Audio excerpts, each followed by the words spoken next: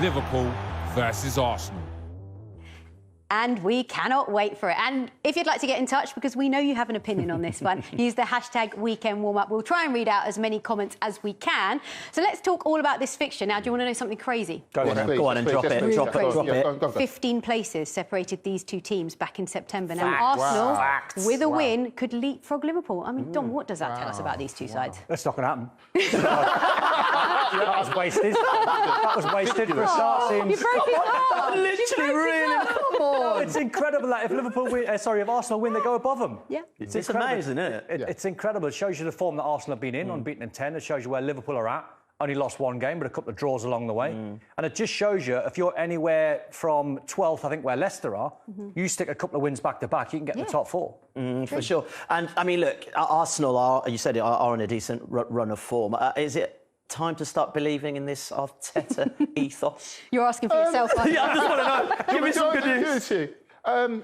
Look, there were doubts at the start of the season, but there were loads of reasons for that. I'm really pleased they stuck with him. I'm really pleased that it allowed the young players to come to fruition. I'm not just talking about the players who were there. I think the players that they signed as well have done really well. Ramsdale, I wasn't convinced, but I think he's brilliantly.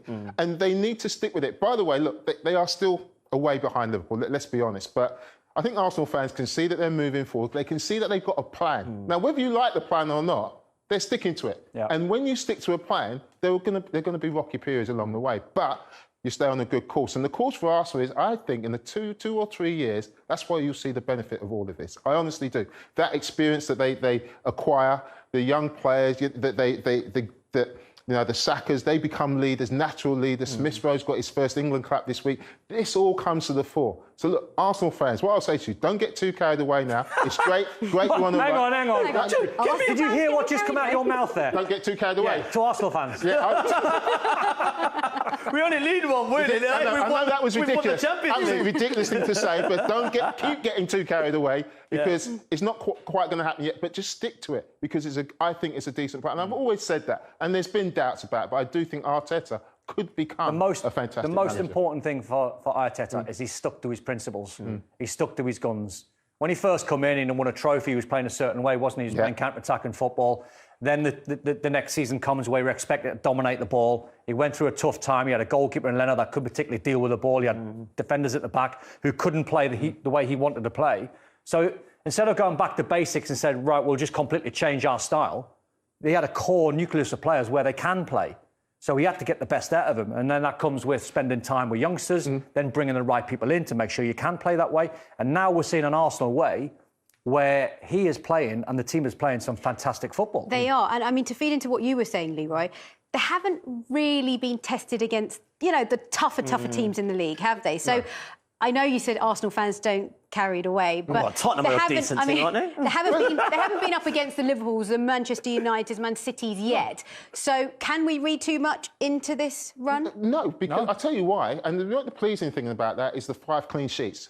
There are people saying Ben White spent too much money. I'll tell you, he's a good player. He's a really good player. And what I'm pleased about is all of a sudden Gabriel isn't on the treatment table anymore. He's playing week in, week out, and he's looking like a good player. All of a sudden, you've got Thomas Partey in front of him. So look, all those games, you say, oh no, they're not great teams, but in seasons before, there would be 1 or 2 defeats amongst those games, but they kept clean sheets. Yeah, Palace are 2-2. They got a late winner, but that shows resilience and attitude. They didn't have that in abundance. It'd be very easily, when you look at that graphic there, it'd be very easy on another period to go, yeah, they've done really well, Arsenal. That's some great results, but they lost against Tottenham and they lost against Leicester. Yeah.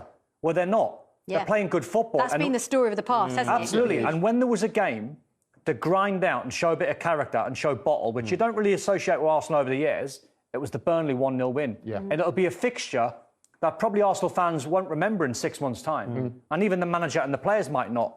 But those 1-0 wins with Norwich and Burnley, they might not have won them both. Yeah. And then it sets you on your way into a North London derby. Could easily lose that or draw that, they win it. And then the games after that, it's... And that was a late equaliser. That was a late equaliser, yeah. And by the way, their last game, where there's all the fury about them not giving the ball back, too right. They're professional footballers. They're there to win games. And Arsenal last year, give the ball back. Watford go up and score and they lose 1-0 and they're all having a go at Arteta. This is a professional game. He gave a great interview after the game, Arteta, when he got asked the question of not throwing the ball back. And he had a massive smile on his face. And he more or less said, we are the most naive team Exactly. And we need loads of work to make ourselves a bit harder and a bit stronger and do whatever it needs to win a game.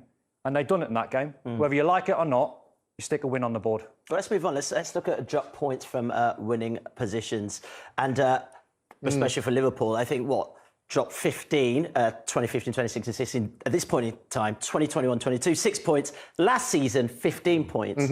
I mean, what do we read from that? It was a concern. I mean, the 3 points they dropped against Brighton when they were 2-0, that was a massive concern. I do think there's a little bit of a, let's say, a reconstruction in Liverpool's midfield, which has had I think that's caused the problems, in all honesty. Well, now them leaving was, for me, just one of the most ridiculous things ever. I believe it. You know, and that has caused Harvey Elliott getting his injury. Curtis Jones is coming. They're not really a like replacement. You know, Naby Keita's coming, not a like replacement. They're all ball players, more like number 10s and midfield players. I think it's a nice problem to have. You know, Oxlade-Chamberlain, these are all good players, but they're different to what they had. And I think it's upset the balance. I think it's upset their structure. I think that it's easier to get at Liverpool's back four than it's ever been before.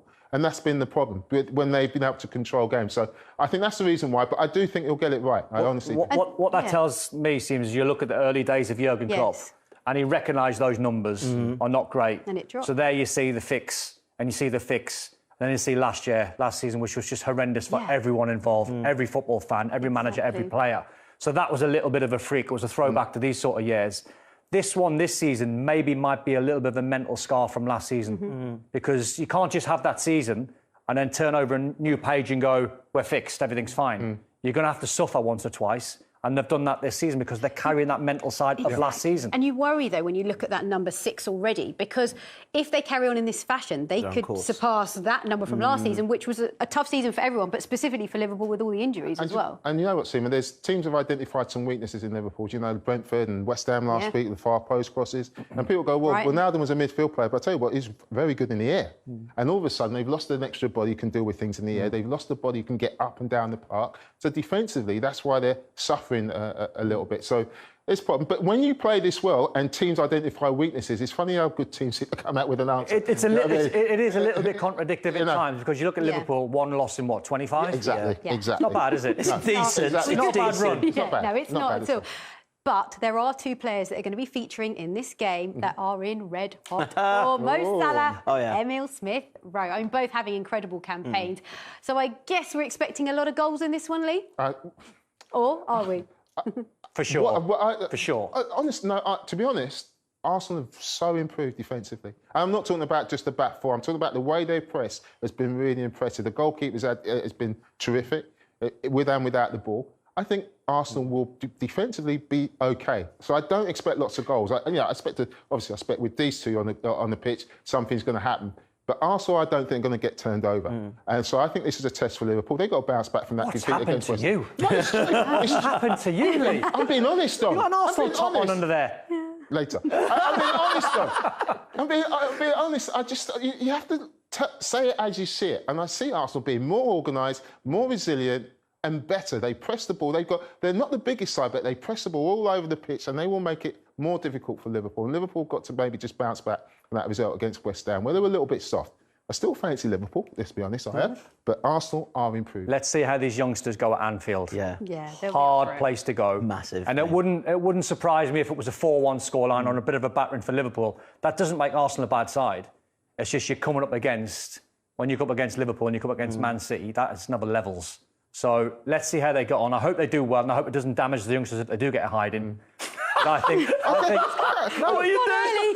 Have faith in the youth, man. I've got faith in the youth. Yeah. I'm looking at people like Mo Salah and Jota. But it's not like when Liverpool played Man United. We all felt that United were up for hiding, didn't we? I still think it's about the Arsenal game. Do you think so? I do. Do you think Arsenal that soft? I don't think they're that soft. Is he going to say the S word? No, I'm not. They're that good, Liverpool, and they're bouncing back after a loss from last week. That makes them dangerous. I just think you've got to recognise that Arsenal have improved, and I think they'll show it this weekend. I think Io's picked the perfect time to join us in the studio. This is the match I wanted to be involved in. Exactly what Never we want to mind do. who that is. Who's this? Right, all right, I'll tell you what, let's move on very quickly because you touched on the West Ham match. Tell you what, it's definitely a given that guy starts this match, but I guess who's going to be starting next to him? I'll start with the Arsenal fan here. Hey, he's fitting in well, by the way. He's fitting in well. I told you I'll warm him up. Listen to that. let's start with Liverpool, okay? Because we picked Konate. I love him. I think he's going to be an amazing player. So, this is a side we've picked that's available. Simicasta coming in for Robertson is mostly going to be out with a hamstring injury. There was a doubt about Jordan Henderson, but he trained on Tuesday to expect him to play. This is what I was talking about, Don, in their midfield. Thiago, look, we know he can play, we know he's a baller, but out on that left-hand side, you just feel like physically, athletically, could be found out at times.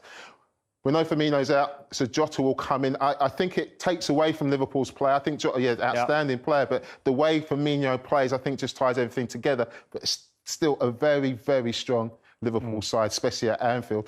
What do you think about Arsenal, Don?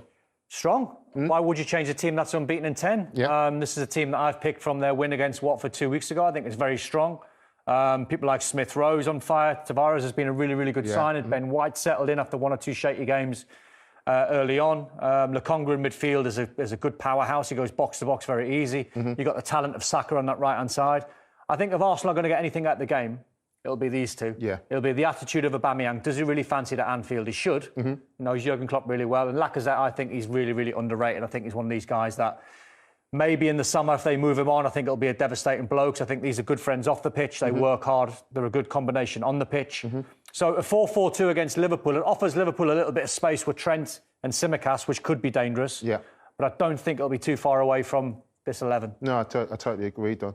Look, I've touched on it already about Liverpool's midfield, and we've got some Piero here about Liverpool's midfield, especially against West Ham. I thought they were lacking, and I thought West Ham took full advantage of it. I'm just going to play this, Don.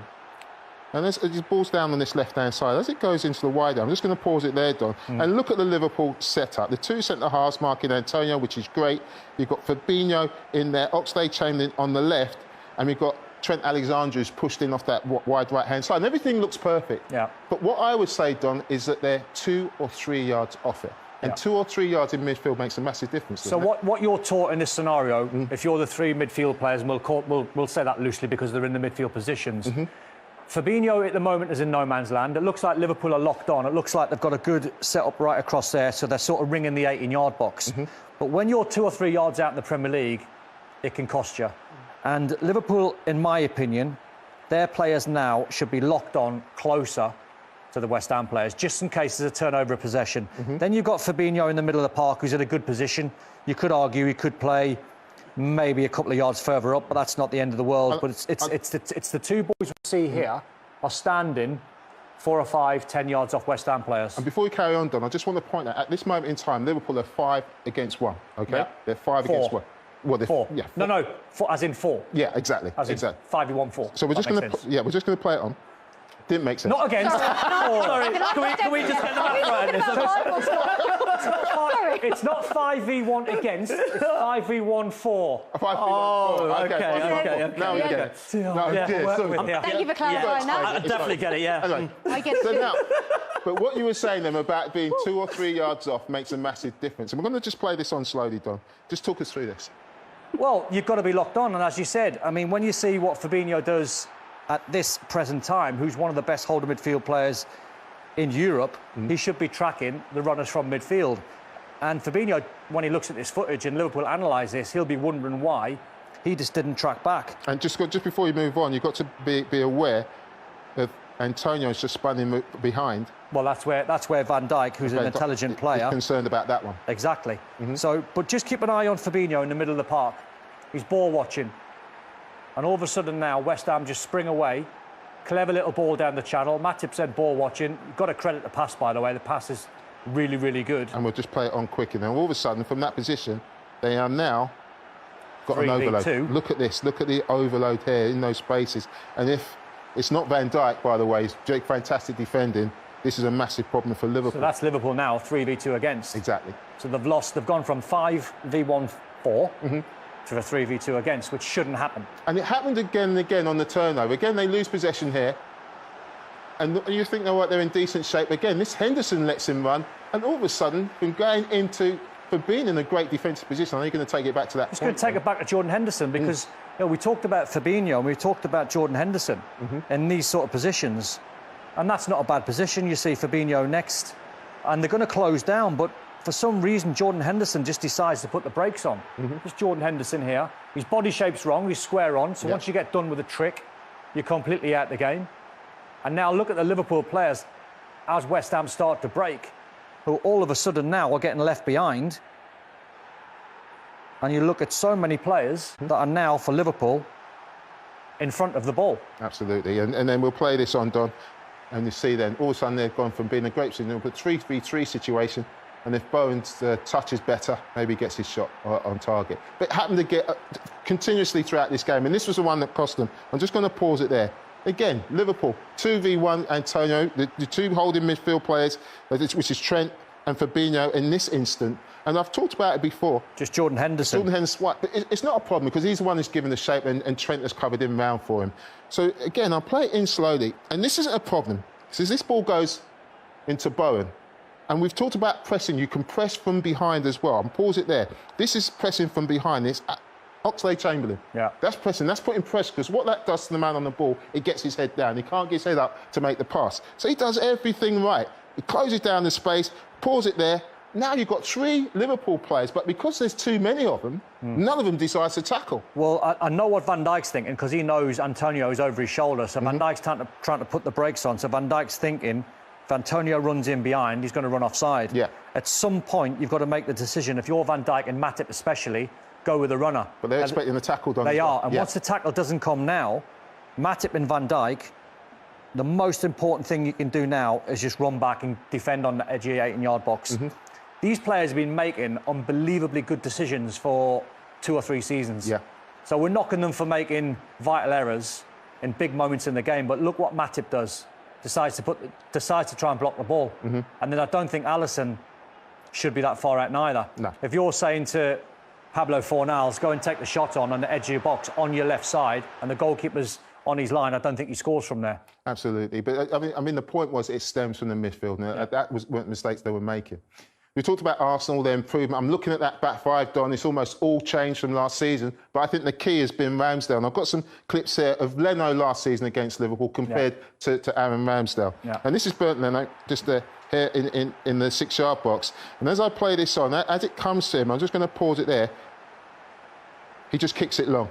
That's fine. Which is fine. That's fine, because if you're under pressure, kick it long. don't take a chance. Just Absolutely. Go long. Start but again. you've got to remember, with Arsenal, they're the diminutive side. They're not the biggest. So you've got Smith Rowe, you've got Lacazette, you've got Aubameyang. I mean, just have a little look at this touch, by the way, coming out the sky. Exactly. Odegaard, and they give possession back. And this was a major problem for Arsenal last season. It's a lack of confidence in your goalkeeper. And when under pressure, can you find a pass? I'm just going to pause it here, because that body shape is all wrong. It's all wrong. Unless he's really confident that he can shift it a yard onto his left foot and then play a pass with his left foot, body shape's not bad. If you're a right-footed player, he's got himself in no man's land there. And so, and by doing that, playing it slowly, I think it's Mane identifies he's only got one way to go. And all the Liverpool players know he's only got one way to go. I play it on quickly, and he puts the left back under pressure, and he kicks it long. That's a green light for Liverpool, isn't it? Exactly, and they win possession back, and you can see his frustration. This season, under Aaron Ramsdale, I'm just going to play this slowly because I think this is the same under pressure, but look at this ball. It's a terrific ball, and I'm just going to pause it there. From being on his 6-yard line, I'm going to pause it there. They are 3v3 just because of the quality of his ball. And with the ball players you've got, on this occasion it's Saka, tries to play a little 1-2, doesn't quite come off, but that's a goal-scoring opportunity that's come from the goalkeeper. This one I like even more. I love the way he takes the edge of the bar. I'm just going to pause it there. Not many goalkeepers in world football have got that 2-iron zing like he's got. The way you can drill it. Ederson's got it. Alisson, I think, is decent. I think, but the reason he takes the edge of the box, and you'll see it in a minute, because out of your picture, by doing that, the back four have now dropped 15 yards into their box. So he's created space by just taking those 2 touches. I'll play this on slowly. And this ball is top quality. If a top quality midfield player played this, like he's confident, he knows where he is. I love the way. But you see what he's doing with his hands? Yeah. He's telling them where he wants. I love the way he puts a little bit of fade on it. Yeah. A little 2-iron zing. I'll say that again. That's a number 10 pass. That's a number 10 pass. But look at the fade on it. Yeah, it's good. If Ederson plays that, if that's Thiago, if that's a holding midfield player playing that, you go, what? Can I say to you? Yeah, no, you finished. No, go. Are you surprised by how quickly he settled in, considering Leno's had quite a few seasons in the Premier League and we just haven't seen that confidence built? This is a young 20-plus-year-old lad who's coming in confident. I'm surprised. As you've ever seen. I'm surprised how confident he is. I think we all know he was a good goalkeeper. I think what threw everyone was the direction Arsenal were going in when they sold Emi Martinez, who's Argentina's #1. Yeah. And they sold him and brought Ramsdale in. And I don't mind. I don't buy when a player goes down, a team goes down. What you doing buying a player that's gone down? That's no reflection on the standard of player. But I think it confused everyone. Sell Argentina's #1. Spend 25, 30 million pound on a guy that just went down with Sheffield, and you bring him in. What's the direction? What's the plan? Arteta knew the plan. That's the most important thing. And then Ramsdale, and with all the criticism that he came under, from the fans when he was appointed or he was brought in, he actually has done so well, hasn't he? And the game against Leicester City, when Schmeichel tweeted, that was one of the best saves I've seen. I mean, which shows his mental strength. You know his quality, but when he's been brought into a football club and all he's hearing is noise about him, and he's not even played a minute yet, and he's got to try and displace Leno, who's he's Arsenal's #1, even though he's his teammate. That can't be easy. But that's hunger and desire there as well, ambition, Exactly. Before we go to a break, score prediction. Ooh, 4-1. Right. With a keeper like that in goal? 4-1. He'll be doing that at the back of his net. He'll be zinging that back to the halfway line, kick off again. Straight to Fabinho and back. I've been singing Arsenal praises all afternoon, so like 3-1. Brilliant. Very nice of him. Very nice of him. Well, up next, we